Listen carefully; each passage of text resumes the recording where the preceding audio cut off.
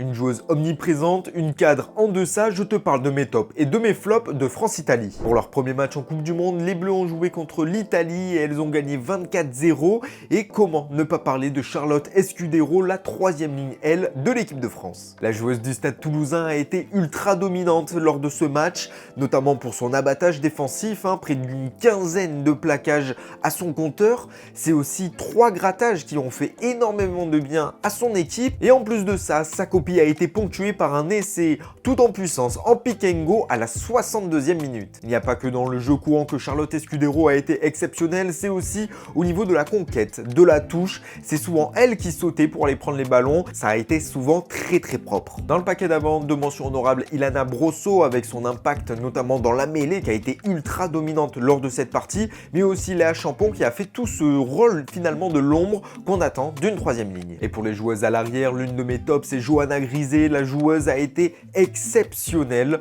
Elle a montré toute sa qualité, notamment balle en main, mais aussi défensivement où elle a été omniprésente également. Elle a même pu inscrire un très bel essai sur une magnifique combinaison notamment des 3/4. Et si on veut être un peu tatillon, il y a eu quelques petites erreurs.